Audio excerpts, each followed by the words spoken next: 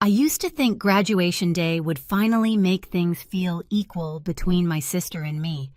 We crossed the same stage, wore the same gown, heard the same applause, but only one of us walked that journey without drowning in bills and night shifts. My parents paid for Callie's tuition and every luxury she wanted. All I ever got was the same line they'd repeated my whole life. "You were always the strong one." I believed it until the moment they showed up smiling at our ceremony, and their faces suddenly drained of color when they realized what I'd achieved without them. My name is Gianna Harper, and for as long as I can remember, people have mistaken quietness for strength. I grew up in a small house in Oregon, where the walls held more expectations than affection, and where love, at least the version handed to my sister, felt effortless, abundant, almost blinding. Callie was the sparkly one, the golden one, the daughter my parents seemed proud to display. I was the other half, the one who blended into door frames and learned early how to fold disappointment into silence.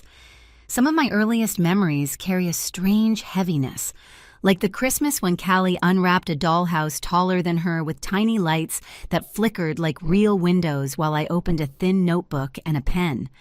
Mom smiled and said, "You're the writing type, sweetie." I pretended to love it. That night, I hugged the notebook, not because it meant something, but because there was nothing else to hold. Or the time Callie scraped her knee falling off the backyard slide, barely a scratch, and Mom rushed out screaming her name like the world was ending. A week later, she was still retelling the story to neighbors. Meanwhile, when I fell from the apple tree and hit the ground so hard my vision blurred, Dad only glanced out the window and said, "Gianna's tough. Let her handle it." That sentence, spoken so casually, became the script of my childhood. You're tough. You'll manage. You don't need what other people need. The only person who didn't treat me like I was carved from stone was my grandmother, Margaret. She lived in Montana, visiting only a few times a year, but every visit felt like a warm patch of sunlight. Once, when Callie showed off a new crystal bracelet, Grandma slipped a small wooden hair clip into my hand, my name carved on the back. "It's not expensive," she whispered, "but it's one of a kind, just like you." I wore it whenever I felt invisible, like a reminder that someone somewhere truly saw me. School didn't change much. I worked hard, got high grades, won essay contests. Callie drew sunflowers and got them taped to the fridge. When I earned a district writing award, Mom didn't even look up from the stove. But when Callie got a B+ in history, she invited the neighbors over to celebrate. I learned to swallow my pride quietly. By the time we got into college, the pattern was already set. Callie's full tuition paid, a new laptop, a monthly allowance, an apartment she didn't have to clean. I moved into a damp basement dorm and stacked multiple jobs to stay afloat. Every time I called home, exhausted, Mom would say the same sentence like a lullaby made of guilt. "You were always the strong one, Gianna." It was meant to praise me, but it only reminded me that no one ever planned to hold me up.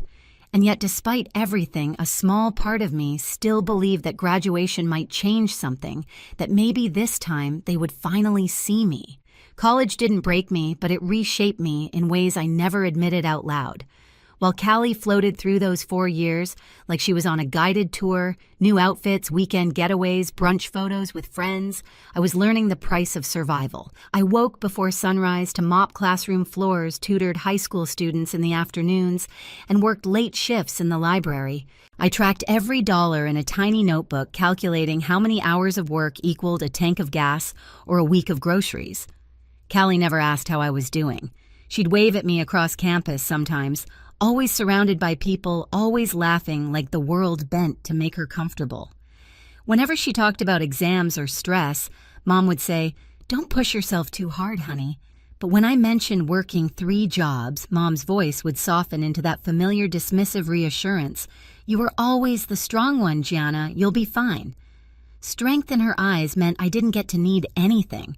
I remember one particular afternoon during junior year. I had just finished a 4-hour shift shelving books when I spotted my parents' car outside the student center. For a brief second, excitement startled me. Maybe they were here to see me. Maybe they finally wanted to know how I was really doing.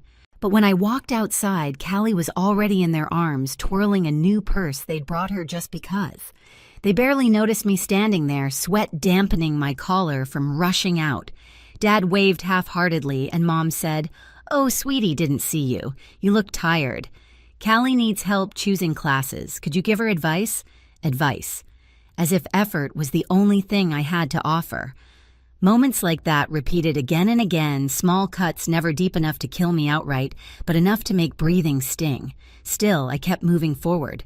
I studied late, applied for internships I wasn't sure I deserved, and built a future piece by piece with hands no one expected anything from. By senior year, I had stopped waiting for my parents to ask about my accomplishments. When I got selected for an advanced accounting seminar, I celebrated alone with a cheap muffin from the campus cafe.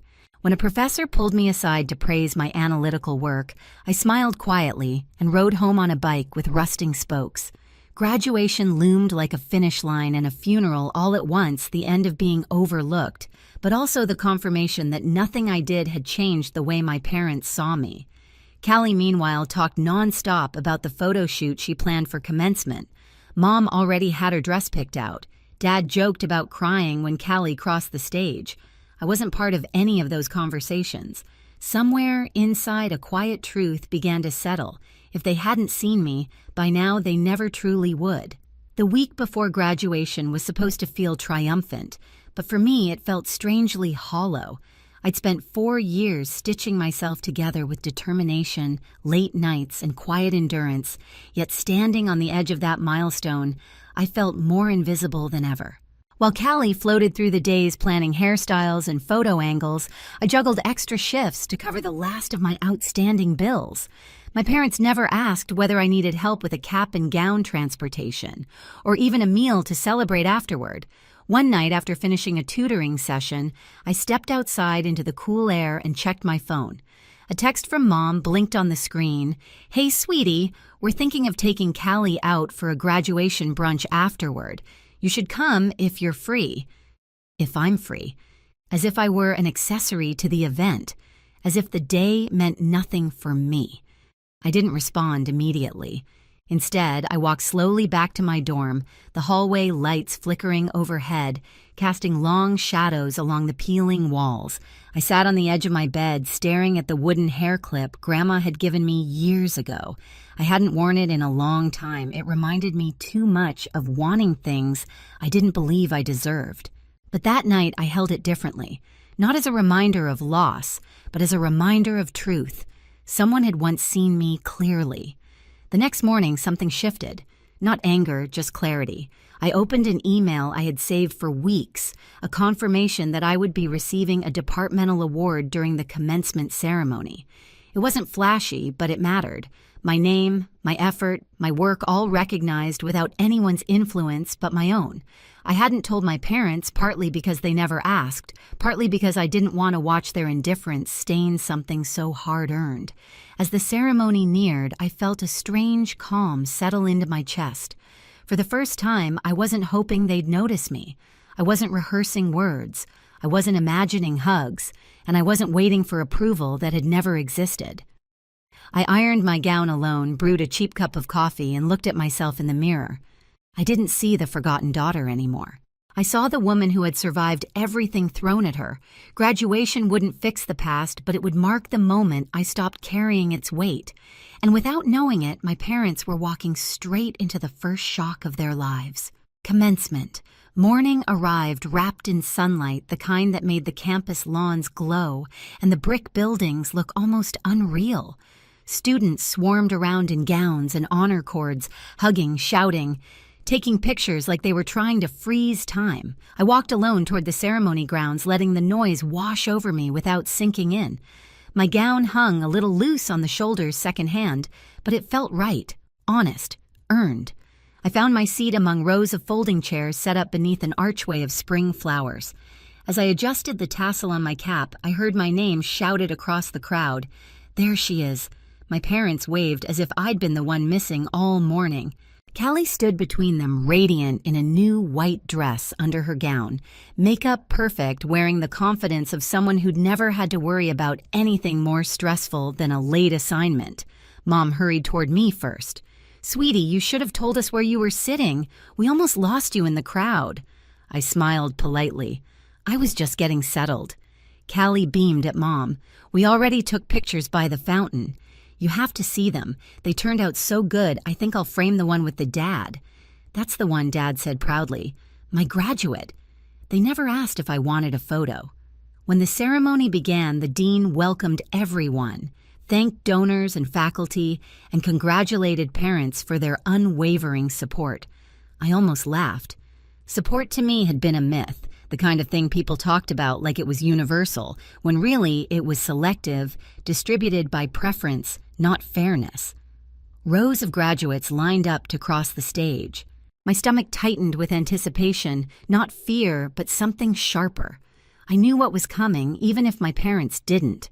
When Callie's name was called, Mom gasped dramatically, clutching her hands to her chest. Dad stood to take a dozen pictures. Callie walked with the practiced grace of someone performing for the camera. She blew a kiss toward them before stepping down. Mom wiped her eyes. That's our girl? Our girl. Not once in my life had that phrase ever included me. The ceremony continued until the announcer reached the special recognitions. My heartbeat quickened. The dean spoke into the microphone with deliberate clarity.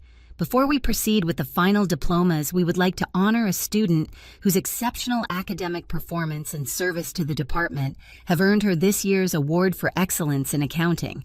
I felt it before my name was spoken, like the air shifted around me. This year's recipient is Gianna Harper. The applause was loud. Students near me clapped hard, even cheered.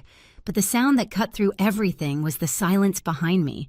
I turned my head slightly, and there they were, my parents frozen. Callie's smile had slipped, replaced by something strained and unfamiliar. Mom's hands hovered midair as if she had planned to clap, but couldn't reconcile the movement with what she was seeing. Dad's jaw tightened, his expression twisting in a way I couldn't read. Their faces had gone pale, exactly like I knew they would. I walked toward the stage, every step grounding me deeper into myself. I felt tall, even in flat shoes. When the dean placed the certificate in my hands, I didn't look toward the cameras. I looked at the audience, directly at my parents, and for the first time in my life, they looked small. After the ceremony, while students swarmed their families, while laughter and photos filled the air, I lingered near the back of the crowd. They approached me slowly like they were unsure whether they were allowed to. Mom spoke first. Gianna, why didn't you tell us? Her voice wasn't soft, it wasn't proud. It was bewildered, like my success had interrupted a story she thought she controlled. I met her eyes. You never asked. It was the simplest truth I'd ever spoken, and it landed between us like a stone in water, rippling through every year of silence, every moment they'd overlooked me, every time they called me the strong one instead of their daughter. Dad cleared his throat. We just didn't realize you were doing all that. You always seemed fine. I had to seem fine, I said quietly. You only check on the ones who seem fragile. Mom flinched.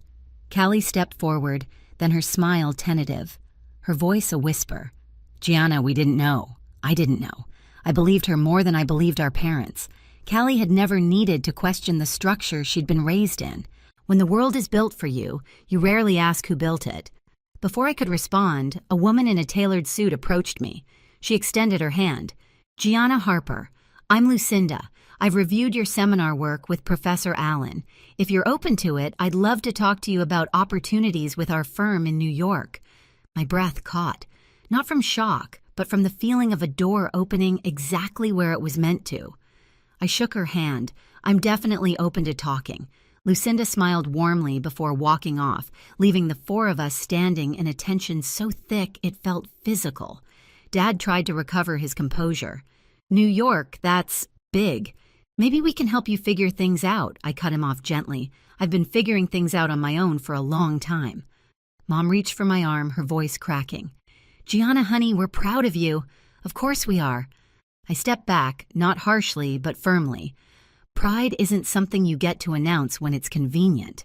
There was no anger in my tone, just truth. Callie's eyes glistened, and for a moment she looked like a child again, lost, unsure. Are we okay? She asked faintly. I inhaled, let the air settle. We will be, but not today, because today belonged to me, to the girl who walked alone, worked alone, endured alone, to the woman who didn't need permission to shine. As I walked away from them, sunlight hit the wooden hair clip in my hair, warm and steady. I didn't have to turn back to know they were still standing there, stunned, confronted by the reality they had shaped. For the first time in my life, their silence didn't hurt. It proved something I had always known but never accepted. Strength was never the excuse they claimed it to be. It was the truth I built when they gave me nothing else. I didn't leave campus right away. I found a quiet bench near the science building, the one place where the crowds thinned and the noise softened.